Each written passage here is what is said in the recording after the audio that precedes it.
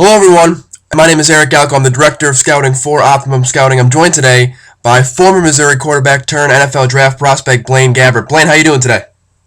Good, how are you? I'm good. So, Blaine, first thing I want to ask you, I know you're working with Gatorade Sports Science Institute with their training, and we'll be on there, Everything to Prove, behind the scenes look at your progression throughout this draft process on NFL.com/prove it.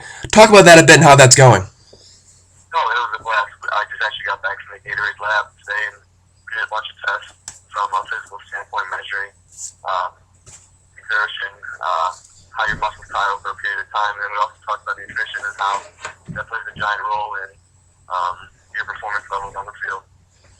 And what are you going to take away most from this experience and being with them? Definitely from the nutrition standpoint, what you put in your body is what you're going to get out of it. You need to take care of it pre-workout, during your workout, and post-workout to achieve the desired level of success you want.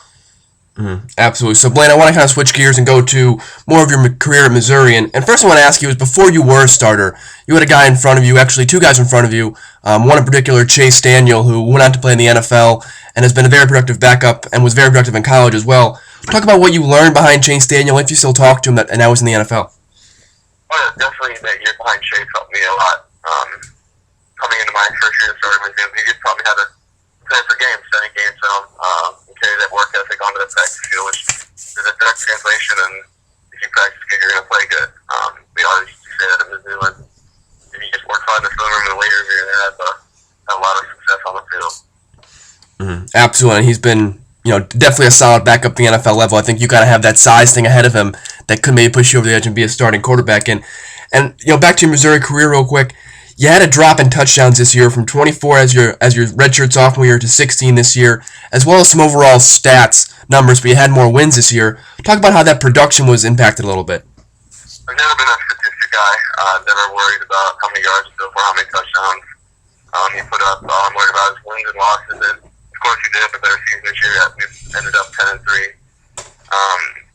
We did run the ball a lot better this year. We had a bunch of rushing touchdowns from inside the 5-yard line. And we did what was necessary to win a football game. And this year, I think you're more of a short passing type of offense this year. Only 3 passes and completed passes of 40 yards or more this year. Talk about how that offense maybe switched a little bit to be more of a more short area passing team. Yeah, your offense evolves every year, and you have to doctor it to the type of players you have. And we had a bunch of guys that were getting 10 to 15 yards a pop. So we've had to kind of mold our offense around that and pick up yardage in chunks and not just one play at a time.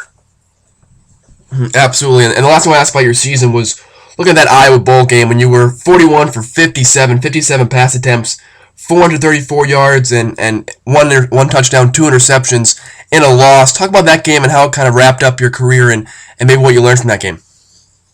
Oh, there's definitely learning points every football game you play, but you can't make every play.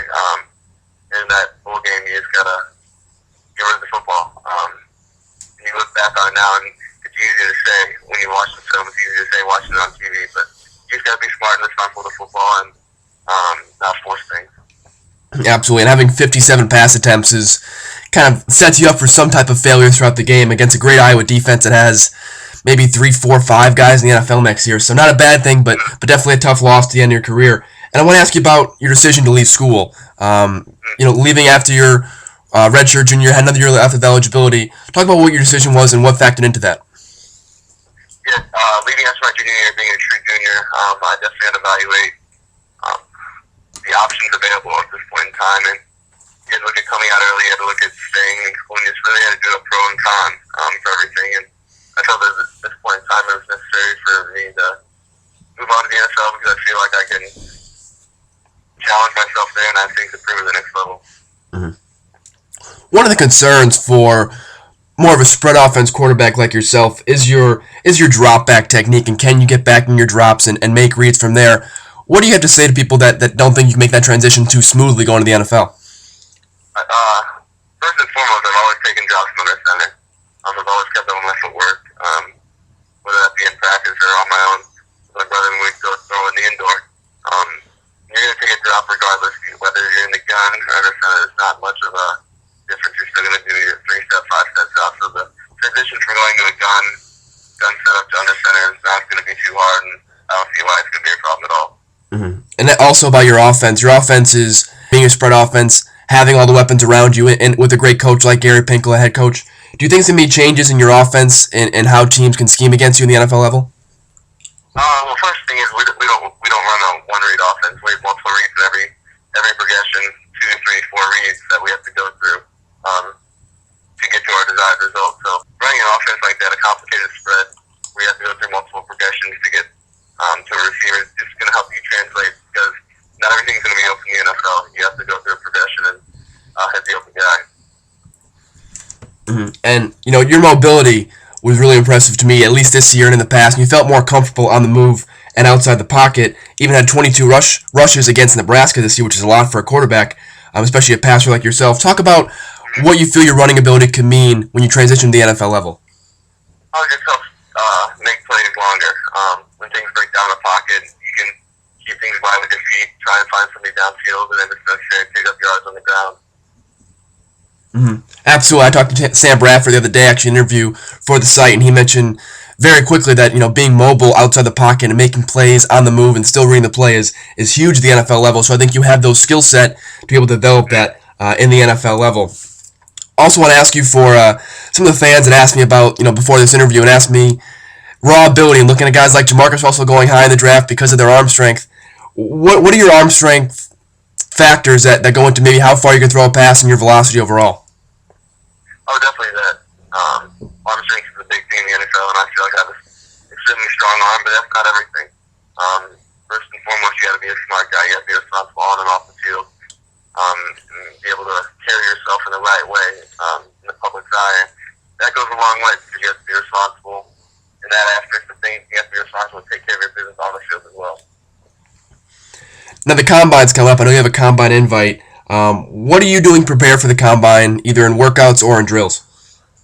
I'm training out at API Phoenix right now, and the biggest thing is we're just working on football stuff. Working on the interview process, going through the drops, going to the receivers out there, and of course trying to get in the best shape possible to run a great 40 and do all the other tests extremely well. Now, will you be throwing at the combine? No, I will not. My agent and I came up with a plan, and I'll be throwing my pro day on the 17th of March. Okay. Now, what are you working with most, out of the workout things, working most towards your pro day and as well as the NFL draft as far as a passer? Oh, definitely just fine-tuning things, my motion, working on accuracy, working on the strike point, just trying hitting every receiver in stride just so that it can maximize the yards after catch. And finally, do you have any preference as far as developing a quarterback in the NFL is concerned? Some teams view as maybe to sit a quarterback for half or even the full season like a Carson Palmer, or if we're going to play right away like Sam Bradford. Do you have any preference? Do you think what would fit you best moving forward as you play professional football next year? No, I do not have a preference at all. I've seen quarterbacks in the NFL be successful with both, and I'm willing to do whatever is necessary for the team to win and whatever the coach thinks right. Well, absolutely. Thanks again, Blaine. I really appreciate taking the time to talk to us real quick, and look forward to following you. Hopefully you do well at the Combine and your pro day as well, and I'm sure you'll be a high draft pick come April. Yeah, thank you. Thanks again, Blaine.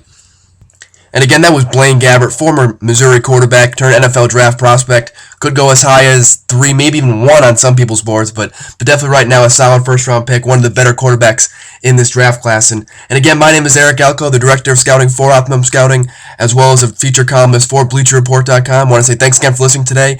That was Blaine Gabbert from Missouri, and we'll hope to hear from you soon.